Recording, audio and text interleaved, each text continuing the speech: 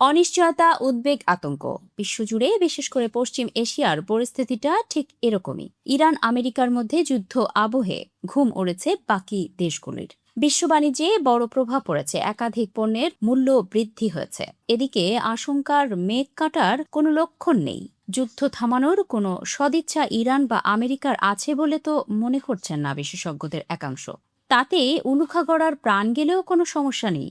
আজই দুই দেশের মধ্যে যুদ্ধবিরতি শেষ হচ্ছে। এদিকে দুই দেশের মধ্যে শান্তি চুক্তি নিয়েও অনিশ্চয়তা তৈরি হয়েছে। তারই মধ্যে ফের ইরানে তীব্র হামলার হুঁশিয়ারি দিয়েছেন মার্কিন প্রেসিডেন্ট ডোনাল্ড ট্রাম্প। আজ অর্থাৎ মঙ্গলবার সন্ধে নাগাদ দুই দেশের মধ্যে সংঘর্ষ বিরতির মেয়াদ শেষ হচ্ছে।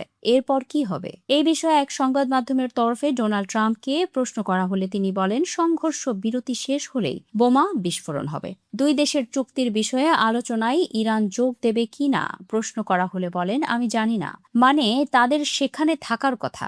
আমরাও শান্তি আলোচনায় থাকতে রাজি হয়েছিলাম। যদিও তারা বলছে আমরা রাজি হইনি, কিন্তু এটা ঠিক নয়। আয়োজন করা হয়েছে, আমরা দেখব তারা আসে কিনা। যদি তারা না আসে সেটাও ঠিক আছে। অর্থাৎ ট্রাম্পের কড়া হুঁশিয়ারি, চুক্তি ছাড়া সংঘর্ষ বিরতি শেষ হলে ভয়ঙ্কর পরিণতি হতে চলেছে। ডোনাল্ড ট্রাম্প আবারও মনে করিয়ে দিয়েছেন, পরমাণু শর্ত নিয়ে আমেরিকার অবস্থান একই আছে। ট্রাম্প বলেন, কোনো পারমাণবিক অস্ত্র নয়, খুবই সোজা, খুবই সহজ। ইরানের পারমাণবিক অস্ত্র থাকতে পারে না। এদিকে ইরানের সঙ্গে দ্বিতীয় দফা আলোচনা করতে রাজি আমেরিকা।